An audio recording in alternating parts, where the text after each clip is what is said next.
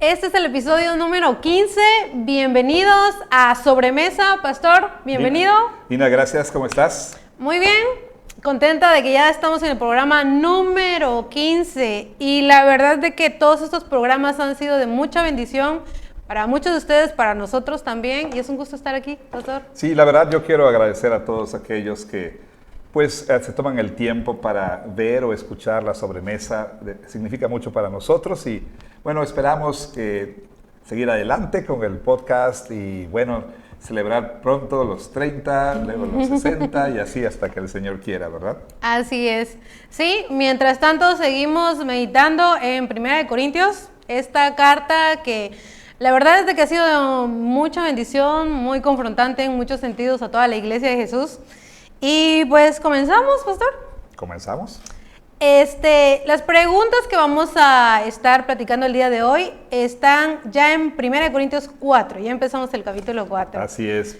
¿Quién lo diría, no? Ya Sí. en el capítulo 4. Y ya vamos avanzando. El versículo 1 al 5, si usted quiere ir a su Biblia, leerlo para tener un poco de contexto, pues también puede hacerlo, ¿verdad? Y los invitamos a que ustedes puedan seguir este canal en el canal de YouTube y puedan poner la ventanita para que cada vez que subamos un episodio pues también puedan verlo, ¿verdad? Así es que empezamos, Pastor. Muy bien. Y una de las cosas que hemos visto en la carta de Corintios es que Pablo ha sido duramente criticado por su ministerio. Y fue una de las cosas de que hemos estado viendo en el sermón. Y su ministerio había sido juzgado, ¿verdad? Usted mencionaba por el mundo, por las personas, la misma iglesia, y él a sí mismo también se juzgaba, de hecho, él lo mencionó. Así es que vamos a hablar un poco del juzgar el día de hoy. Y nuestra pregunta, la número 1, es ¿cómo tratar con una persona que es constantemente dura al criticar? Esa es una pregunta muy buena. Y bueno, para comenzar diría, yo creo que este tema pues va a ser de mucho ánimo para pues mis compañeros pastores y también para todos los líderes, ¿verdad? Porque estoy seguro de que todos nosotros, por supuesto, también recibimos críticas, unas más duras que otras, pero esto no es nada nuevo, como ya has mencionado. El apóstol Pablo estaba lidiando con este problema en su ministerio a los corintios. Y tu pregunta fue cómo podemos nosotros tratar con una persona que es muy dura al criticar, ¿no? Bueno, permítame recordar rápidamente que el apóstol Pablo ha estado enseñando acerca de las relaciones en la iglesia, específicamente entre los líderes y los miembros de la iglesia. Y Pablo entonces en el capítulo 3 ya nos ha hablado acerca de los temas que él menciona una vez más en el capítulo 4. ¿A qué me refiero? Al tema de que los líderes deben verse a sí mismos como siervos del Señor, y al tema, por supuesto, de que algún día todos estos siervos van a rendir cuentas al Señor.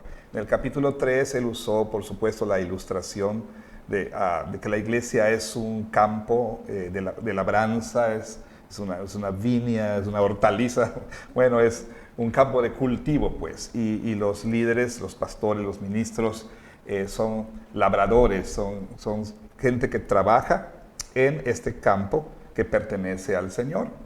Y Pablo ha dicho que entre los obreros, entre los labradores, bueno, unos son los que siembran, otros los que riegan. Y sin embargo, Pablo dice, eso es todo lo que pueden hacer porque el crecimiento lo da el Señor. Y también Pablo ha hablado de que la iglesia es este templo, es el templo de Dios. Y bueno, fuimos llamados a trabajar en la construcción de este templo. Y el apóstol Pablo dice que los constructores algún día van a dar cuenta al Señor de cómo sobreedificaron sobre el fundamento que los apóstoles pusieron, es decir, el fundamento de Cristo y su evangelio, el fundamento de los profetas y los apóstoles, como dice Pablo en Efesios capítulo 2. Algún día, todos vamos a a dar cuenta sobre o acerca de cómo sobreedificamos. Entonces, Pablo retoma estos dos temas una vez más aquí en el capítulo 4. Sin embargo, él inicia con, digamos, algo que él quiere dejar bien en claro. Él quiere que todos tengan bien en claro cómo la iglesia, cómo los miembros de la iglesia y aún por extensión, aún gente fuera de la iglesia, cómo deben considerar a los ministros, cómo deben considerar a los pastores, cómo deben considerar a sus líderes. Recordemos que todo esto, por supuesto, brota del asunto de las divisiones, de las facciones que habían en la iglesia de Corinto. Y estas facciones y divisiones pues eran el resultado de un problema más profundo, es decir, un abandono del Evangelio, un abandono funcional del Evangelio o una sustitución del Evangelio por la sabiduría del mundo, ¿no? Entonces los corintios estaban comportándose de acuerdo a la sabiduría del mundo y eso se traducía y se reflejaba, se mostraba en estas diferentes divisiones que habían en la iglesia. Entonces Pablo ya les ha dicho, no está bien que ustedes traten a sus líderes como rockstars, ¿no? No está bien que ustedes digan, yo pertenezco a Pablo, o yo pertenezco a Apolos, yo pertenezco a Cefas. No está bien que los pongan en un pedestal, ni está bien que ustedes sean sus seguidores en el sentido último. Eso no es correcto. Pero Pablo ahora va a abordar el otro asunto que está relacionado, que sería como la otra cara de la moneda, ¿no? Y esto lo va a ir expandiendo cada vez más a lo largo del capítulo 4. Me refiero a que así como la gente puede idolatrar a sus líderes, por otro lado los puede juzgar duramente, los puede criticar, como bien decías. Entonces Pablo dice, a ver, miren, ninguno de estas dos actitudes es correcta. Esta es la manera en que ustedes deben considerarnos, ¿no? Y entonces dice, deben vernos como siervos, ¿verdad? Como siervos del Señor Jesús y administradores, por supuesto, de los misterios de Dios, como explicamos. Entonces, hablando de las críticas que los pastores, que los líderes pueden recibir, tú decías, la pregunta era, ¿cómo tratar con aquellas críticas tan duras?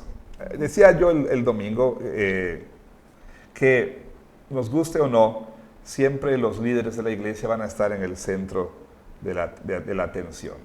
Siempre van a ser el objeto de comentarios, siempre van a ser evaluados, van a estar bajo el microscopio, ¿no? O bajo la lupa todo el tiempo. Van a estar bajo el escrutinio de la iglesia. Y sus predicaciones van a ser evaluadas, sus clases van a ser evaluadas, la manera en que se relaciona con los demás, cómo se relaciona con su propia familia, lo que hacen sus hijos, lo que hace su esposa, a dónde va para divertirse, qué come, qué no come, su peso, ¿verdad? Que está gordo, que está flaco. Siempre el líder de la iglesia va a estar ahí, como dije hace un momento, bajo vigilancia, bajo evaluación, vamos a dejarlo así, ¿no? Pero bueno, entre aquellos que critican, hay personas que critican duramente, ¿sí? ¿Cómo responder a eso? ¿Cómo responder a las críticas duras? Bueno, aquí hay un principio general que el apóstol Pablo le enseña a Timoteo. Recuerda que Pablo está dando instrucciones a Timoteo sobre cómo debe conducirse en la iglesia. Y en el capítulo 2 de su segunda epístola, el apóstol Pablo dice así en el versículo 23, desecha las cuestiones necias e insensatas, sabiendo que engendran contiendas. Porque, dice, el siervo del Señor no debe ser contencioso, sino amable para con todos, apto para enseñar, sufrido, que con mansedumbre corrija a los que se oponen, por si quizá Dios les conceda que se arrepientan para conocer la verdad. Entonces, aquí hay un principio general, digámoslo así, para tratar con gente que se opone al ministerio de un pastor, de un líder de la iglesia. Para empezar, Pablo, pone el peso de responsabilidad en el ministro, en el pastor. Dice, el siervo del Señor no debe ser contencioso. De por sí ya ha enseñado que el siervo del Señor, el ministro, el anciano, para decirlo de manera coloquial, no debe ser alguien de mecha corta, ¿sí? O como se dice en este contexto, no debe ser un cerillito, un fósforo. ¿Cómo le dicen en Guatemala a los Fósforo. fósforos también? Sí, bueno, aquí le dicen es que esta persona es fosforito, ¿no? Porque se enciende inmediatamente. Sí. Entonces, el siervo del Señor dice, no debe ser contencioso, debe ser manso y humilde como su Señor, como el Señor Jesús. Dice, debe ser amable para con todos y debe ser alguien aún sufrido, ¿no? que pueda sufrir el agravio, que no responda inmediatamente a las críticas en una manera, digámoslo así, beligerante, ni que trate inmediatamente de quedar a mano y defenderse, etc. Y luego dice Pablo cómo debe ser, cuál debe ser la manera en que debe corregir a aquellos que se oponen. Dice con mansedumbre, con mansedumbre. Y bueno, esto obviamente debe ser el resultado de la vida devocional del pastor. Debe ser el fruto del crecimiento espiritual del pastor. Todos tenemos personalidades diferentes, pero también hay algunos que quizá luchemos más con el asunto del dominio propio, con el asunto de la ira, y cualquiera que sea el caso, el siervo del Señor, dice el apóstol Pablo, no debe ser contencioso, debe ser amable para con todos y con mansedumbre debe corregir. Entonces, cuando alguien viene con duras críticas, el impulso quizá para unos sea más que para otros, pero va a ser querer responder de la misma manera. Sí. Y Pablo dice, no debemos nosotros ponernos a la misma altura. Ahora, eso no quiere decir que el pastor o el ministro tenga que ponerse siempre de tapete, ¿no? y nunca pueda responder a las críticas. De hecho, hay una historia ahí que cuentan, se le atribuye a Charles Spurgeon, por supuesto, muy célebre predicador. A Charles Spurgeon fue lo mejor que le pudo pasar a los bautistas. El príncipe de los predicadores. Así es. Bueno, Spurgeon cuenta una historia, me parece que fue él, si no lo corregimos, pero que iba a predicar, pero tenía una corbata que bueno, le quedaba pues un poquito larga y como que eso no reflejaba seriedad. Y una de esas hermanas, ¿verdad? Las hermanas celosas de todo, las hermanas devotas y pías, ¿no? Que son muy meticulosas y siempre celosas de que todo esté bien. Vino y le dijo, señor Spurgeon, le dijo, me parece que hay algo muy mundano en usted y tengo que corregirlo, tengo que remediarlo.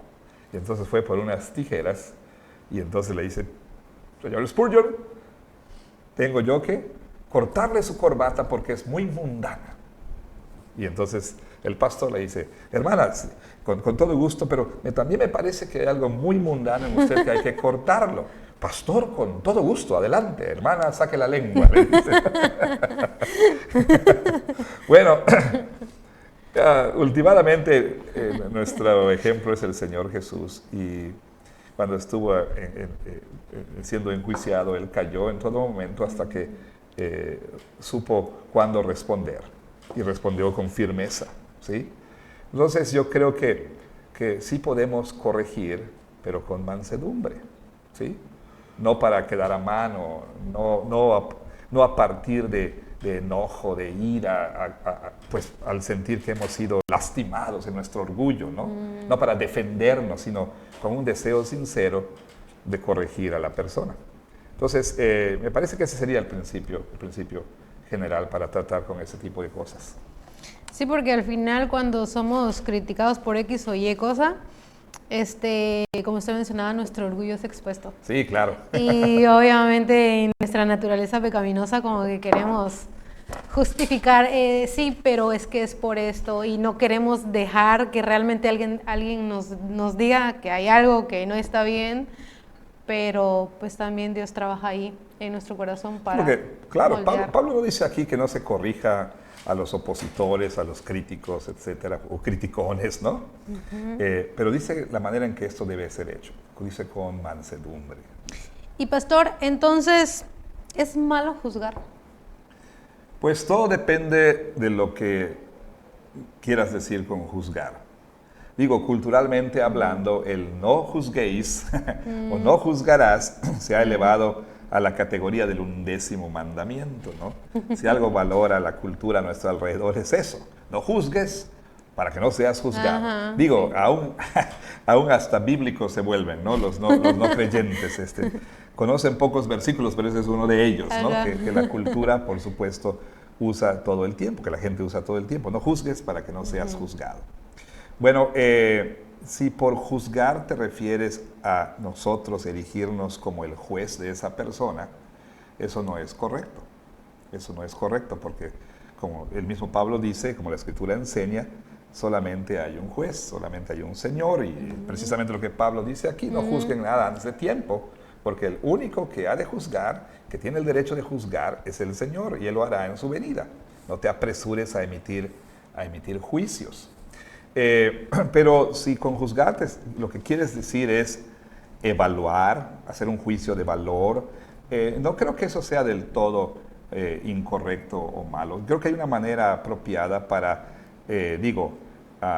evaluar a las personas, para el desempeño de las personas, inclusive el desempeño de los pastores. O sea, Pablo aquí no se está oponiendo a que una iglesia evalúe a sus pastores, que el pastor sea evaluado por su consistorio o aún por su presbiterio o cualquier líder de la iglesia. Vaya, no está diciendo aquí que, por ejemplo, el líder de los jóvenes no pueda ser evaluado anualmente, semestralmente. De ninguna manera Pablo se opone a ese tipo de cosas. Aquí habría que diferenciar entre qué se quiere decir con juzgar. Si juzgar quiere decir que yo voy a tomar el lugar que corresponde a Dios, no, ahí sí está mal, ¿no? Pero si estamos hablando de evaluar, yo creo que no hay problema con eso. Ahora, creo que a veces sí, bueno, juzgamos nosotros severamente, ¿ok? Y Pablo le recuerda a los Gálatas, por ejemplo, que cuando una persona es sorprendida en alguna falta, se le debe corregir con mansedumbre. Juzgarla entonces sería, de una manera incorrecta sería, bueno, no puedo creer que hayas hecho esto, en tu lugar yo no haría tal cosa, ¿cómo te atreviste? En fin, ¿no? Y ser una persona sin misericordia. A veces también, como decía, podemos apresurarnos demasiado en nuestro juicio, llegamos a conclusiones sin conocer toda la historia. ¿Sí? Por cierto, hay una historia, una historia que quizás la has escuchado. Bueno, hay diferentes versiones de esta historia. La historia de un papá que vivía con su hijo en la montaña. Y entonces, bueno, de tiempo en tiempo tenían que bajar de la montaña al pueblo más cercano para aprovisionarse, para comprar alimentos y todo lo necesario. Entonces, en una ocasión, bueno, ellos tenían un perro, ¿sí? Un hermoso perro ahí que vivía con ellos, su mascota, ¿verdad? Parte de la familia, etc. Entonces, en una de esas ocasiones que tenían que bajar al pueblo, pues se había anunciado una tormenta de nieve severa, ¿no? Y el papá pues pues no sabía qué hacer, estaba ante la disyuntiva de ir con su hijo, pero tenía temor de que regresando por el camino les agarrara la tormenta y el niño pudiera pues fallecer de frío o por lo menos enfermarse. Pero también tenía temor de dejarlo solo, qué tal si la tormenta era severa, se prolongaba, en fin, ¿no? Muchas preguntas y dudas y hasta que toma la decisión, porque ya no había provisiones, y si venía la tormenta, pues entonces a lo mejor no iban a poder regresar o bajar al pueblo. Y pues toma la decisión, con el corazón así, pero hecho un nudo, de dejar al niño pequeño al cuidado del perro, ¿no? Y entonces le hace 1000 recomendaciones. Y él tan rápido como puede se apresura a ir al pueblo por provisiones, pero sus peores temores fueron confirmados. Llega la tormenta y se vio imposibilitado, ya no podía regresar a la casa y pasaron no sé si 2, 3 días, no sé cuántos, cuando finalmente ya pudo regresar y él temiendo lo peor, ya habían pasado unos días, ¿verdad? Y el niño sin alimento, digo, no mucho, 2, 3 días, algo así, sin alimento y temeroso y con el corazón palpitando a todo lo que daba. Entonces se iba acercando a la casa cuando ve que el perro, ¿verdad?, sale con el hocico todo ensangrentado y él llama al niño, el niño no sale, ¿no? Y él teme lo peor, ¿sí? Y entonces agarra el rifle, no lo piensa más y ¡bra, bra! Dispara y mata al perro. Y tira el rifle y corriendo va a la casa esperando ver lo peor y ahí estaba el niño, ¿no? Y a su lado un lobo muerto. Mi vida, perrito. Pues eso es lo que hacemos, ¿no? Disparamos y luego averiguamos. Sí. Emitimos juicios, ¿verdad? Llegamos a conclusiones. Pablo dice, no te apresures a juzgar, ¿sí?, antes de tiempo. Bueno, no te apresures a juzgar. Conoce todos los hechos, conoce la historia completa, habla con ambas personas, en fin, con ambas partes del conflicto antes de llegar a una conclusión, antes de emitir un juicio, ¿verdad? Pero bueno, todos debemos reconocer que solo hay un juez y él va a juzgar a todos, ¿verdad? Él es el único capacitado para hacer un juicio correcto, ¿verdad? Entonces, ¿es malo juzgar? Depende de lo que quieras decir con juzgar, ¿no? Esa sería mi respuesta. Así es. Y al final, pastor, como usted mencionaba, el evaluar, si hablamos en el sentido de evaluar, pues es bueno, porque ¿cómo va a ser un ministro hallado fiel? Claro. Si no se le permite Exacto. ser evaluado. Eso dice, requiere, ¿verdad?, que los administradores sean hallados fieles. Sí, claro, por supuesto. Y la evaluación realmente no es mala, es buena, es para el crecimiento. Ahora, si un pastor, un ministro rehúsa la evaluación, ¿verdad? Bueno, eso puede deberse a muchas cosas, pero últimamente ahí es una cuestión de orgullo, no quiere que se le señale sus errores, prefiere vivir engañándose a sí mismo, manteniendo una fantasía de que todo está bien. Bueno, pueden ser muchas cosas, pero como tú dices, es muy importante que los líderes sean evaluados, ¿verdad? Que no hay nada de malo con eso. Sí, así es. Y de hecho, para Pablo no era el malo el mismo como evaluarse o ver su ministerio a la luz del Evangelio, porque claro, si nunca nadie nos ayuda a ver cómo estamos, realmente nos creemos sabios en nuestra propia opinión, como dice constantemente la palabra. Digo, y lo que has dicho es muy importante, porque así como Pablo habla del requisito, dice, bueno, así nos deben conocer, ¿verdad? Como siervos, como administradores. Y recuerda que hablamos de esa palabra, del remero de más abajo, ¿no? El siervo. No debemos considerarnos rockstars en la iglesia, ni tampoco la iglesia nos debe considerar como rockstars, ¿verdad? Y me gustaría, un paréntesis, me gustaría que usted pueda mencionar, para aquellos que no han visto el sermón o no son de nuestra iglesia local, lo del remero, porque creo que es muy importante para entender. Sí, es bueno, es que la palabra que Pablo usa cuando en el capítulo 4, versículo 1, él dice que téngannos por siervos, ¿no es? Por servidores. Por servidores. Por servidores. Sí, Pablo de en griego no usa la palabra diáconos o doulos, usa otra palabra, la palabra huperetos, que se refiere a un remero en esas galeras, en esos barcos, ¿verdad? Donde normalmente se ponían a esclavos para remar. ¿Sí?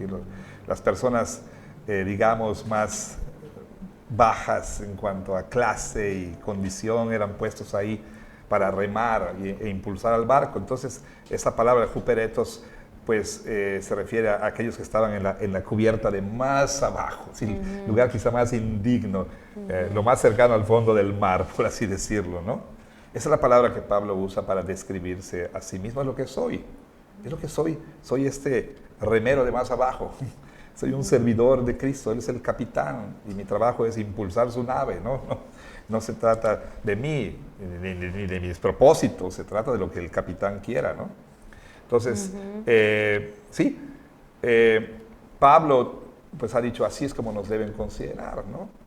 Ahora, también ha dicho que el requisito para estos administradores, esa es la segunda figura que usa, es que sean fieles. Los siervos de Cristo, administradores de los misterios de Dios, del Evangelio, deben ser fieles. Entonces, ese requisito también puede ser usado como criterio. Decíamos que juzgamos a los pastores, a los líderes, con base en criterios como personalidad, alcance de su ministerio, tamaño de su iglesia, sus dones, sus habilidades, su carisma. Pero el requisito y el parámetro, y vamos a decir, el criterio para la evaluación debe ser fidelidad a Cristo y a su palabra. Entonces, el estándar es la Escritura. Ajá. El estándar es la Biblia. Y es el estándar por el cual hemos de medir y evaluar, ¿no? No los estándares de la iglesia o los gustos de las personas o los intereses o lo que la sociedad quiere, sino lo que la palabra de Dios dice. ¿Está siendo mi pastor fiel a su llamado? ¿Cuál es su llamado? El Evangelio. ¿Está siendo mi líder fiel a su llamado? ¿Sí? Ese es el estándar. Entonces, en ese sentido, las evaluaciones deben ser conducidas con base en el estándar que Dios ha establecido.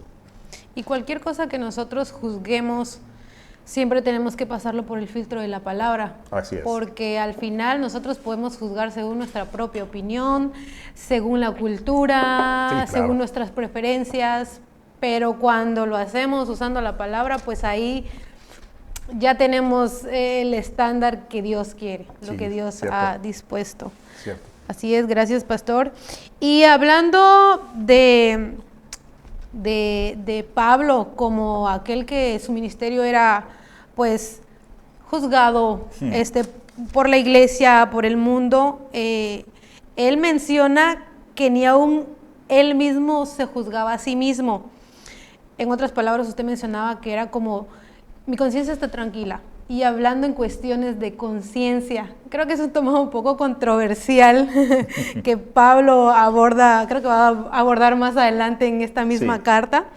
Pero cómo tener una conciencia tranquila ante las críticas. Pablo tenía una conciencia tranquila. Claro. Bueno, estaba escuchando en la mañana a un líder, un presidente de un país que ya está terminando su mandato. Y entonces en sus spots publicitarios de su último informe decía, palabras más, palabras menos, me voy, pero me voy con la conciencia tranquila. Mi conciencia está tranquila porque todo se hizo bien, etc. Bueno, ahora sí que yo no puedo emitir juicio, digamos, un juicio total con respecto a lo que dice tal líder. Puedo hablar de lo que veo y puedo dar mi opinión. Ahora, el asunto es que, así como este líder dice, mi conciencia está tranquila, pues todos nosotros quizá en algún momento hemos dicho, no, mi conciencia está tranquila con respecto a que yo soy un buen trabajador, nunca me robo nada de la oficina, trato de llegar temprano, etcétera, etcétera. Estoy tranquilo con respecto a esto. O como esposos, o como esposas, o como hijos, como padres, en fin. Y por supuesto como líderes y pastores y ministros en la iglesia. También eso es lo que, una de las cosas que debería, por supuesto, es ser una prioridad, el que nosotros podamos tener una conciencia tranquila con respecto a que estamos siendo fieles al Señor. Sin embargo, Pablo está diciendo que él no es, digamos, el mejor juez, ¿no? ¿Por qué? Porque pues somos seres finitos, tendemos a olvidar las cosas o somos pecadores, tendemos a minimizar, a racionalizar, a excusar, etc. Tendemos, por supuesto, a no oír a nuestra conciencia. Con el tiempo la conciencia puede endurecerse y una persona, aunque ya haya dejado a su esposa, puede decir, mi conciencia está tranquila, ¿no? estoy feliz, nunca he estado más feliz que ahora que estoy con esta otra, en fin, ¿no? La conciencia se puede cauterizar, ¿no? Ajá, sí. Pero bueno, aún alguien como el apóstol Pablo no se atreve a ponerse a sí mismo como el juez último, como el juez supremo, ¿no? Dice, ni yo me juzgo a mí mismo. Ahora, eso también lo podemos entender de otra manera. Pablo dice, bueno, me juzga el mundo, me juzga la iglesia, y bueno, tal vez Pablo dirá, también a veces me juzgo muy severamente a mí mismo. Pablo dice, no debo ponerme a mí mismo como el juez último, pero sí Pablo dice, y me parece muy importante lo que él dice, aunque mi conciencia está tranquila, no por eso dice voy a ser justificado, ¿no? Ujú. Entonces, no, Pablo reconoce algo que es muy importante y él lo dice. ¿Por qué? Porque es el Señor quien juzga. Yo puedo decir que estoy tranquilo, pero Dios, quien todo lo sabe, ¿sí? Quien todo lo ve, Él es el único juez. Él es el único que puede juzgar realmente. Entonces, si bien uno puede decir, no, yo estoy tranquilo, nunca debe terminar allí y decir, pues sí, estoy tranquilo. No, siempre como David, decir, examíname, oh Dios, examíname y muéstrame. A lo mejor yo digo, estoy tranquilo, pero no estoy viendo algo, o no he entendido algo. A lo mejor puedo decir, mi conciencia está tranquila porque a lo mejor yo me puse unos parámetros, unos estándares, mejor dicho, unos estándares que ya los llené, pero son mis estándares, ¿sí? No son los que el Señor pone. O a veces también, miremos la moneda, podemos nosotros exigirnos cosas que ni Dios nos exige. Podemos ponernos cargas que ni Dios no nos impone. Y podemos juzgarnos severamente y ser muy duros con nosotros mismos. ¿Sí me explico? Sobre todo si uno tiende a ser perfeccionista. Sobre todo si uno tiene estándares muy altos. Y entonces uno tiende a juzgarse severamente. ¿Por qué? Porque mi sermón no estuvo a la altura del sermón de MacArthur, ¿no? O sea, y nos ponemos de verdad expectativas tan altas que todo el tiempo nos sentimos miserables. Y pensamos que eso que nos exigimos, Dios nos lo exige. Hay un libro que comenté la otra vez que he estado leyendo que se llama, solo eres humano, ¿sí? Y a veces nos olvidamos que somos humanos y nos exigimos demasiado, ¿no? Y olvidamos que los límites son parte de nuestra humanidad. Entonces, cuidado con que nosotros seamos, ¿verdad?, el estándar y que nosotros seamos, o sea, que yo diga, me importa un comino lo que digan los demás. Yo estoy tranquilo con mi conciencia. Bueno, a lo mejor tu conciencia sí, está tranquila o está cauterizada o no has visto cosas que los demás sí pueden ver, ¿no? Y aunque uno pueda decir, no, ya me analicé, siempre debo decir, Señor, no, si yo me siento tranquilo, pero si hay algo malo en mí, muéstramelo, Señor. ¿Verdad? Sí, pastor, y cuando nosotros nos ponemos un estándar muy alto o nos autoexigimos, quizá muchas veces es evidencia de nuestro propio orgullo, ¿verdad? De, como usted decía, no es algo que Dios nos esté pidiendo, pero quizá nosotros queremos o sobresalir o nos estamos comparando y es peligroso y también puede ser como una bandera roja de cuidado, ¿verdad? Claro. De que estamos cayendo en el pecado de orgullo con el que luchamos todos los días, todos, y que muchas veces está... Perdón, ¿qué es orgullo? ¿Qué es eso? No estoy familiarizada con el orgullo. Ese concepto no lo conozco, no lo entiendo. De lo único que soy orgulloso es de mi humildad. Ah, bueno. Sí, no recuerdo qué autor lo dijo. Creo que muchos lo han mencionado, de que cuando más nos sentimos más humildes es cuando estamos siendo más orgullosos. Sí. Nada más para que lo tomen en cuenta. No, entonces, pastor, sí deberíamos de juzgar, o sea, pero siempre sabiendo que si estamos pasando por el filtro de la palabra, si realmente sea una situación, si somos llamados porque es parte del razonamiento que Dios nos ha dado, de pensar, de emitir juicios, o sea, no podemos quedarnos pasivos ante las situaciones. Pero lo que Pablo dice también es que no se apresuren a emitir juicios. porque nosotros no conocemos toda la historia. O sea, puedes juzgar un ministerio como bueno, pero no conoces lo que hay en el interior de la persona. ¿Sí me explico? A lo mejor, las motivaciones. Superficialmente, bueno, sí es un buen ministerio, pero Dios es el que va a decir si realmente lo fue, porque Dios conoce las motivaciones detrás, ¿sí? Detrás de las acciones. O puede decir, es un mal ministerio, pero ¿de acuerdo a qué? No te apresures.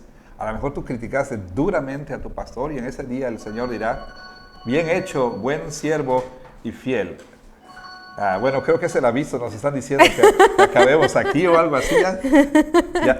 Ya se pusieron más más duros más a duros, juzgarnos. Con sonido y demás, no es posible. Así es. Pues entonces, que el Señor nos ayude para tener una conciencia tranquila. Yo creo que lo que nos debe importar más, Dina, es, preguntarme, ¿estoy siendo yo un siervo fiel del Señor? Siempre nuestro enfoque está en juzgar a los demás, ¿sí? Oímos un sermón y decimos cosas como, qué lástima que no vino hoy. Hubiera estado buenísimo que escuchara esto, ¿no? Y venimos con el escudo deflector. Sí. O mencionan algo y yo lo he visto en la iglesia. ¿Usted lo ve desde el púlpito? O sea, menciono algo y la esposa... Usted me ha visto con mi esposo, sí. Así bromeamos con él a veces. Bueno, no sabía que eran ustedes, pero bueno. No, digo, o sea, mi punto es que a veces decimos esto es para la otra persona, pero siempre uno tiene que preguntarse, ¿estoy siendo fiel en el ministerio, al ministerio que Dios me encargó? Soy maestro de niños, soy líder de las mujeres, soy diácono, soy anciano. Estoy siendo fiel. Ahora, de nueva cuenta, la Biblia dice que nos exhortemos el uno al otro, y en ese sentido, pues la exhortación se basa en ¿qué? Pues es una exhortación con base en lo que observamos, en la conducta del hermano. Si yo veo a este hermano haciendo algo que no es correcto, y voy y le exhorto, en un sentido obviamente estoy emitiendo un juicio. El punto es que no debe ser un juicio que proviene de, comparado conmigo, no está haciendo, juzgar en el sentido de, yo no haría lo que tú haces, sino, o está quebrantando mis reglas. O sea, cuando yo voy a juzgar a una persona en ese sentido, ¿no? Cuando voy a corregir, pues tiene que ver con que el hermano no está andando conforme al Evangelio. Y he observado eso. Y voy y le reprendo, le exhorto, ¿verdad? Y obviamente esa exhortación proviene de que he hecho una evaluación, vi su vida a la luz de la palabra, y entonces veo que no está andando conforme al Evangelio. Y en ese sentido deberíamos evaluarnos el uno al otro. Pero bueno, el problema es que nosotros siempre estamos viendo el pecado de los demás, pero nunca vemos el propio. Por eso David decía, Señor, en el Salmo 51, que mi pecado esté siempre delante de mí, porque la tendencia es que mi pecado esté a mis espaldas y el pecado de los otros esté frente a mí. Entonces no, es al revés. Permíteme ver mi pecado y que los demás me ayuden a ver lo que no puedo ver, ¿sí? Acerca de mí mismo. Así es, y como mencionaba usted hace un momento del Salmo 139, ¿verdad? Que David dice, examíname, oh Dios, pruébame, conoce mi corazón y ve si hay en mí camino de perversidad y guíame al camino eterno. Y esa debe ser nuestra oración, pedirle al Señor, porque constantemente tenemos la tendencia de cualquier cosa, luego emitir un juicio rápido, pronto, sin tener toda la historia completa. Y es nuestra tendencia de humanos de querer hacerlo, pero sí, que el Señor nos ayude en esa tentación constante. Y ya para terminar, pastor, todavía no, pero ya para terminar, acercarnos al final, Pablo decía que el que juzga es el Señor. Y él mencionaba que cada uno iba a recibir alabanza de Dios, según la obra que hiciera, ¿verdad? ¿En qué sentido Pablo está mencionando que vamos a recibir alabanza de Dios? ¿Qué es la alabanza? Porque si pensamos en recibir alabanza de Dios, como que no cuadra. Claro, estamos acostumbrados a hablar en términos de nosotros le damos alabanza al Señor. ¿Cómo que Dios me va a alabar a mí? Suena herético, como decía el domingo en la mañana. Imposible.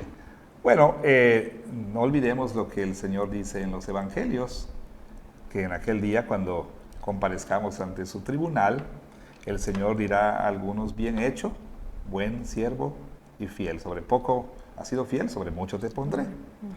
Eso es, por supuesto, una alabanza, ¿sí? ¿Y qué es la alabanza?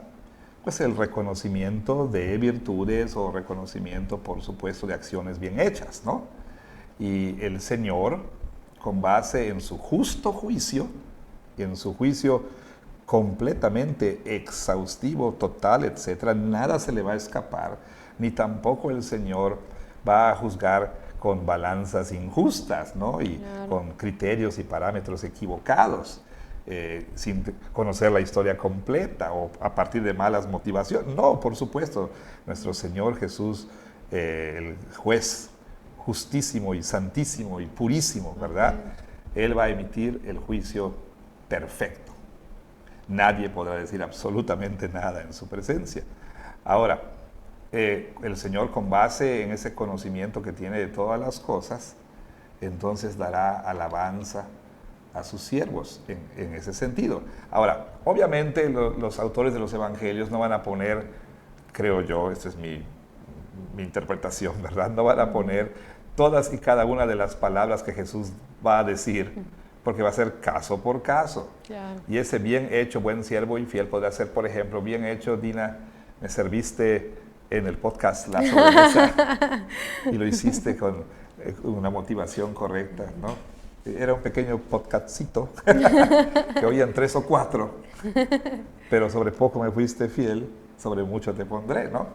O sea, yo creo que el Señor va a alabar las obras que hicimos en su servicio.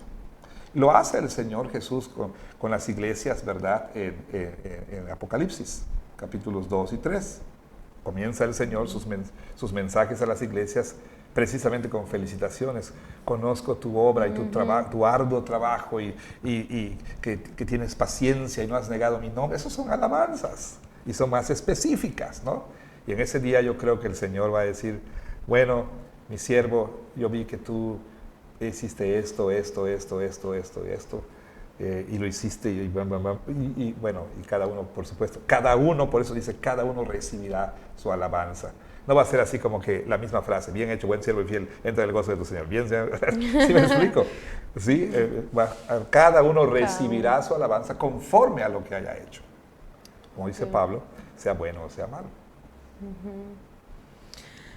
Qué extraño se oye eso de alabanza, pero bíblicamente, o sea, el Señor va a recompensar nuestras obras y la motivación con la que hicimos las obras, no la cantidad de las obras, sino la motivación y el corazón que hayamos tenido. Digo, en principio hay una ilustración sobre esto, o acerca de esto, mejor dicho, en una de las últimas escenas del retorno del rey, en la coronación de Aragorn, cuando ya lo coronan y luego viene Arwen y la encuentra y demás, y luego están ahí los hobbits, y ellos se inclinan ante el rey, y él dice: mis amigos, ustedes no se inclinan ante nadie, y el rey se inclina ante ellos, ¿no? Todos se inclinan, ¿verdad? Obviamente, no voy aquí a empujar demasiado la analogía, porque el Señor no se va a inclinar ante nadie, todos vamos a inclinar ante Él. Pero mi punto es el reconocimiento de Aragorn. Eso fue su manera de reconocer todo lo que estos hobbits hicieron para que ese momento, su coronación, fuera realidad, ¿no? Entonces, obviamente el rey va a decir en ese día: bien hecho, buen siervo y fiel, o dirá a los infieles, a los que no creyeron, a los impenitentes: apártate de mí, ¿no? Así es. Pues quiera Dios ayudarnos, pastor, para que sigamos perseverando en la construcción del templo del Señor, la iglesia que somos nosotros. Amén. Sí. Y ser hallados fieles, porque al final no siempre somos fieles, pero la palabra nos recuerda que aunque nosotros seamos infieles, Él permanece siendo fiel, porque no puede negarse a sí mismo. Digo, perdón, todos en la iglesia deberemos recordar dos cosas de todo esto que hemos hablado. Uno, cómo debemos vernos a nosotros mismos y cómo debemos ver, por supuesto, a los líderes de la iglesia. Somos siervos, somos administradores y también debemos preocuparnos por ser hallados fieles. ¿Sí? No solamente aquí, por nuestras autoridades, por la iglesia misma, pero sobre todo ser hallados fieles cuando Él venga. Así es. Así es, gracias pastor por este tiempo. No, gracias a ti. Por ese tiempo de sobremesa.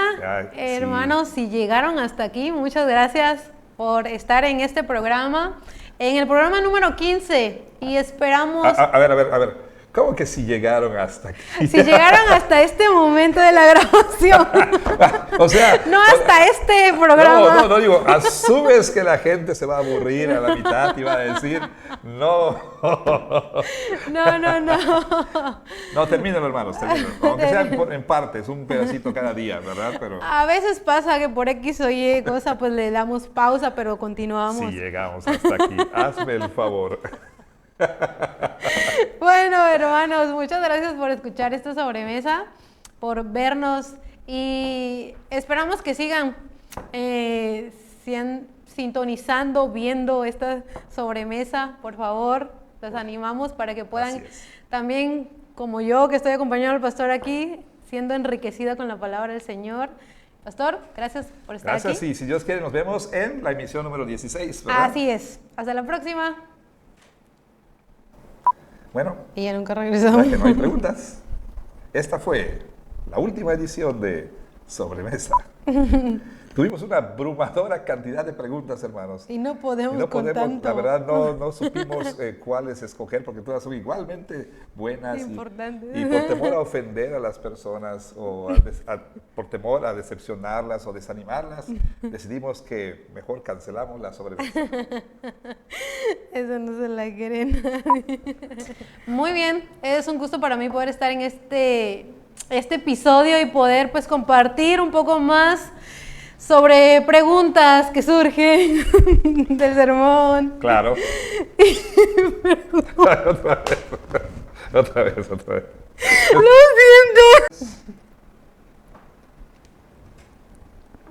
siento.